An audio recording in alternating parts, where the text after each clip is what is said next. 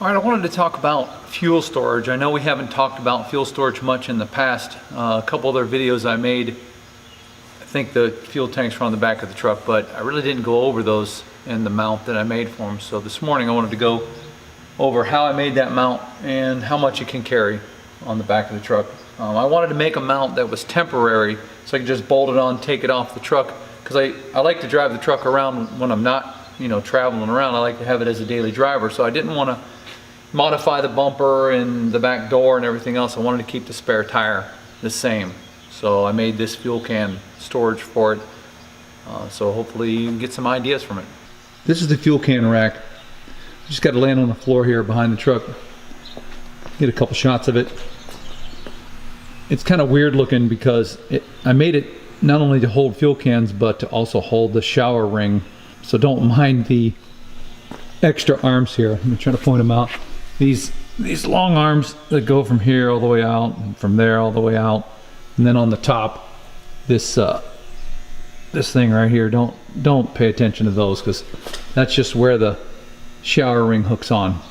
The main part of the fuel can rack that I want you to look at is the curve and of course the Rotopax mounts, which are right there. I'm going to put those on now. This is 2014 FJ Cruiser. Most of them have this spare tire. They might not have this cover, but they have the spare tire on the back with the camera, the backup camera that's right under here. And our main goal was to make a fuel can mount that didn't block the backup camera because we really like that. So let's take this cover off.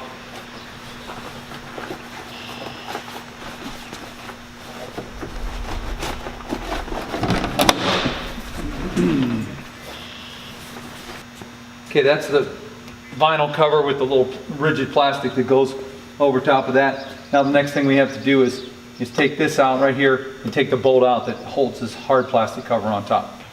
Okay, get yourself a 12mm socket or wrench, either one, just pull out on the thing here. Exposes the bolt that holds the cover on.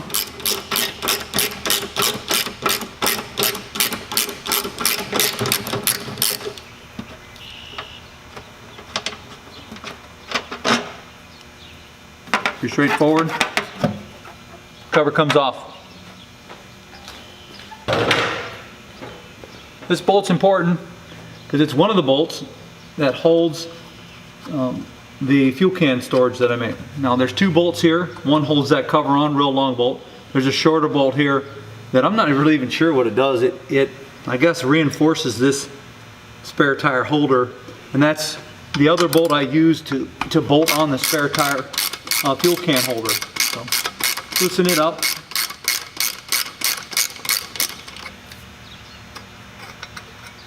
They both come out and save them. Let's talk about the mount itself a little bit more.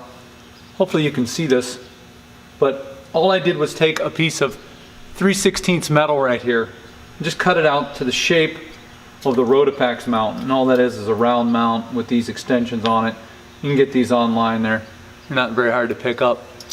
Just cut it out to the shape of that Rotopax mount, then took a piece of 1/8 inch, I think this is, and just bent it to the shape of the top of the tire. Now your tire may vary, but all you got to do is put it in a vise and just bend it over until you get the shape of the top of the tire, and then I welded it to this piece down here. At the bottom of that piece of 3/16, I drilled the two holes that correspond with the two holes of those bolts that I just took out of the spare tire carrier itself.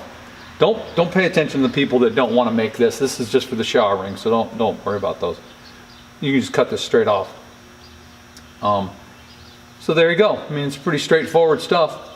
If you got a welder and a vise and hammer or whatever, you can pretty much do whatever you want. You can put 2 cans here, which that's how mine is, 3 cans, 4 cans. I'm not sure exactly how much weight this could carry. It carries 2 2-gallon cans of the Rotopax on mine, no problem. You could put fuel and water, or just fuel like I do. I carry my water on the roof. So let's put it on and see what it looks like. So it's pretty easy to put on. Just hook it over the tire. Let's get this little pin out of the way. Hook it over the tire like that, and just kind of center it up, and put the bolts in.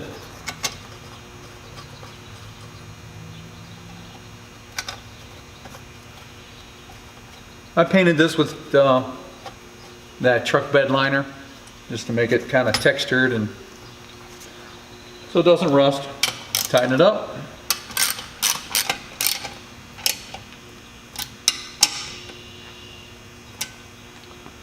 And there you go. Most of the weight of the fuel cans, you think, oh my, 2 bolts, you know, not much weight carrying, but really not very little of the weight actually goes on those 2 bolts. Most of the weight hangs off the back of the tire. And like I said, when you make yours, you're going to have to curve this a little bit different because maybe the profile of your tire is a little bit different or whatever, but it doesn't really matter. I mean, you can make it to whatever size you want. The drawback of this is if you get a new tire, you have to re-bend the bar, and that's the part that sucks about this setup. Most people don't ever change their spare tire. They run the same spare tire, you know, because it doesn't really get much action. At least that's how I find on my vehicles. So this should last me a good while. Let's stick the cans on and see what it looks like. I like putting my cans on sideways so the nozzle's pointing up towards the fuel filler side of the vehicle. That way I can refill them. One slides on like that. Then you tighten up this little key here that holds that one on.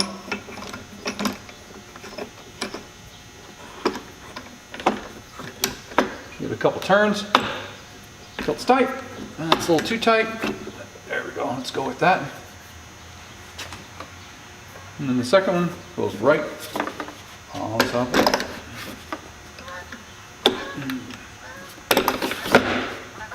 Same deal with this one. Oh, gotta put the key in.